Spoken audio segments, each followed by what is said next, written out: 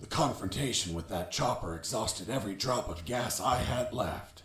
With no gas, the engine stopped shortly thereafter. Despite the dangers, I used my own arms to paddle forward. Piranhas and crocodiles constantly tried to eat my hands. But I was lucky enough to make it to a small dock. You're certainly a lucky man, Mr. Fox.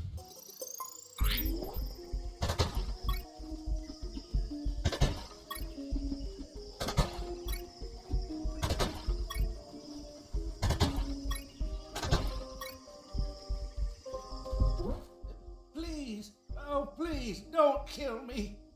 Why would I want to kill you? Hold on. You're not one of those bastards. Of course not. I'm a very nice guy. By the way, what are you doing? Those bastards won't stop building fences everywhere.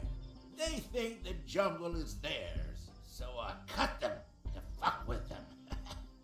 Do you have, by any chance, a van to get out of here? I had one, but they took it away. The old man told me a few stories about that place. It was isolated, with no roads or towns nearby. And most importantly, he told me about what I might encounter up ahead. There, hidden in the middle of the jungle, stood a compound riddled with cameras. The level of security was sky high, like the mansion of a cartel boss, and I could see why. Because the center of this fortress was the Omega Building, the heart of Operation Jericho. The old man told me that he saw some helicopters landing on top of the building. If I stole one of them, that would be my ticket out of there. One thing was for sure. If I was detected by a camera and the alarm triggered, they would put the Omega Building in lockdown and I could kiss those helicopters goodbye. But none of that matters because even though I was already showing signs of exhaustion, I slid in like a shadow and managed to go undetected. The door was locked and chained. There was nobody outside, so finding the key for the lock wasn't an option. I could cut the chain with a bolt cutter, but where would I find one? Hello, friend. Give me that bolt cutter. But it's mine. Now it's mine. Wait. Are you saying that you stole from some defenseless old man? You're a special sort of monster. What? Me? No. I paid him. When I said it was practically highway robbery, I meant... Hello, friend. Hello, Gramps. I want to buy that bolt cutter. But it's mine. How much are you willing to pay? Here are some coins. It's little money, pal. Oh, look. I also have $10 million. Okay. Thank you, Gramps. You're welcome, kid.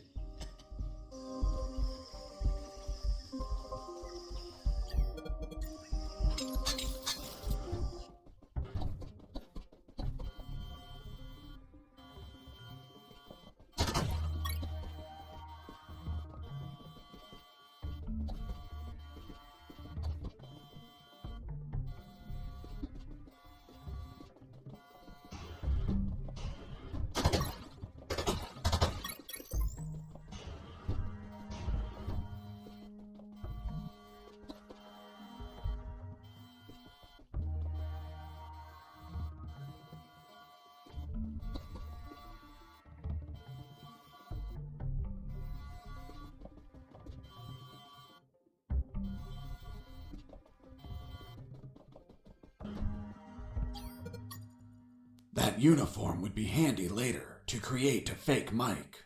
A moment, Mr. Fox. Why didn't you put on a uniform yourself? You had chances to remove a uniform off any guard from the beginning.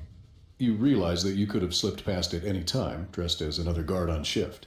So tell me, Mr. Fox, why not? Because I didn't want to end up as one of them. What? It's just clothing. A disguise. That's how it starts. First you're dressing like them.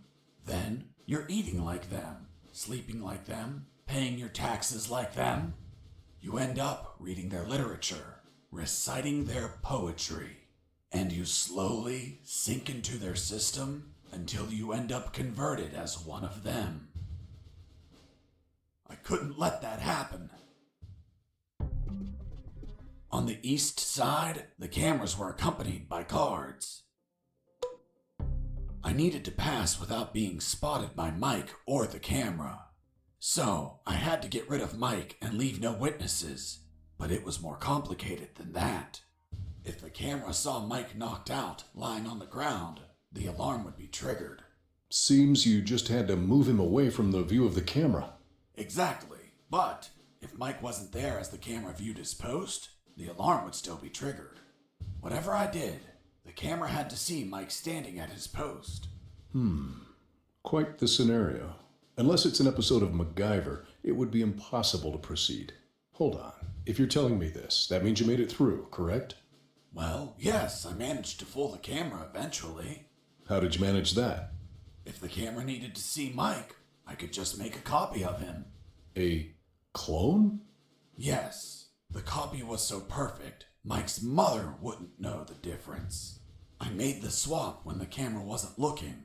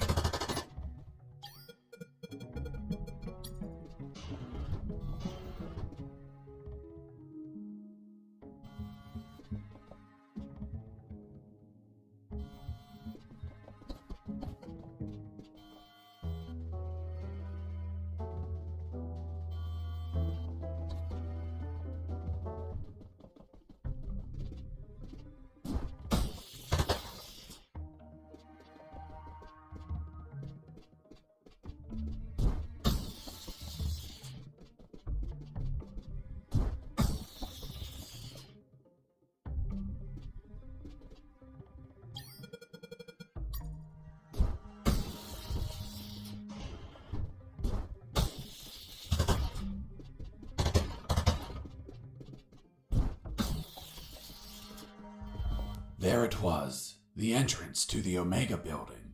That would be the last place I'd visit on my tour de escape.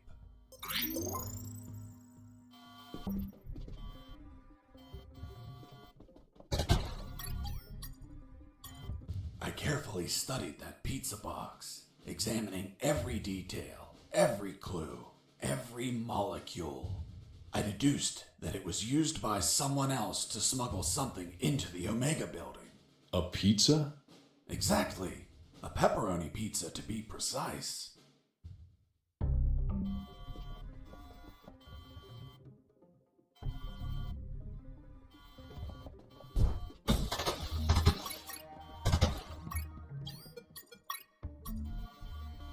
I was so hungry that I ate the pepperoni bits left over on the cardboard. But as I opened the box, the steam from within disappeared.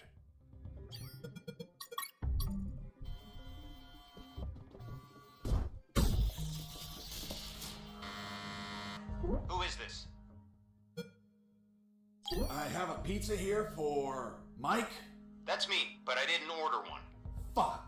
The pizzeria screwed up again. They must have repeated the last order. My God, they suck at managing orders. And this is so far away. Are you sure you don't want it?